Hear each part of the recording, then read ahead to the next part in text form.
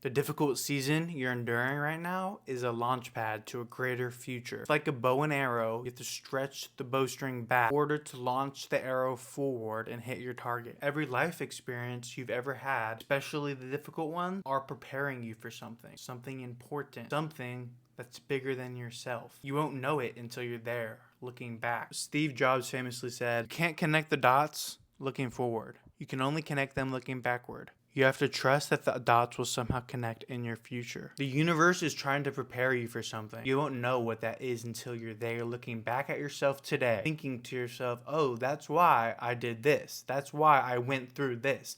That's why the universe put me through this experience. You won't know until you're looking back. You have to trust that the dots will somehow connect together in your future. But the harsh truth of this is most people won't be ready for what the universe was trying to prepare them for because they chose not to get back up when life knocked them down. Somewhere along the way they chose to stay at the level they were descended to. But you're different because you choose not to only learn from your hardships and gain lessons from the experience, but you also listen to where they're trying to lead you to. When knocked down, we must endure and hold on to the hope that something better is coming because your higher self is screaming at you to keep going. They're begging you, they're pleading you to keep going. Think of it like watching a movie. You as the viewer get anxious watching the main character operate through life because you know, again, as the viewer, the right decision and the right action that main character should take in order to get them to their better future. I find a good question to ask yourself is, what is your future self begging you to do? Is it the business you've been putting off for years? Is it a book idea you've been wanting to write? Or maybe it's just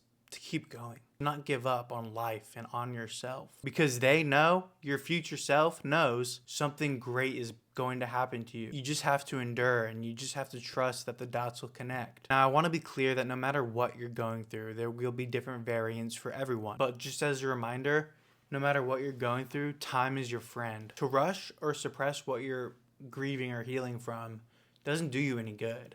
It doesn't get you to where you want to be faster. It's okay if you don't make progress on some external matter today. It's okay to cry and talk about what you're dealing with, because that in itself is progress. We seem to think that when life sets us back or when we lose momentum, we're also losing progress. I don't believe that's the case. We can't see it now, but that setback is a necessary lesson in some way, shape, or form that we needed to learn in order to get to where our future self is. And we wouldn't get there without that setback. So isn't that still progress? So when you feel broken and you don't have the strength to keep going, I encourage you to think of the higher version of yourself. Talk with them, meditate on what they would do in your situation, because the world needs you to at least pretend that your future self is shouting at you to keep going. They're begging you to get back up. And I encourage you to listen and act on that plead or it will dissolve.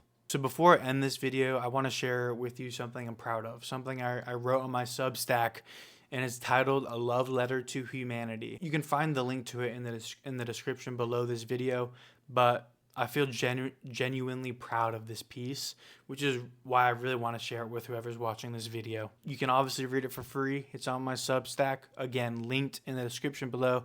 It would mean the world if you read it. And consider subscribing to this YouTube channel and to that Substack newsletter. Again, it's all free.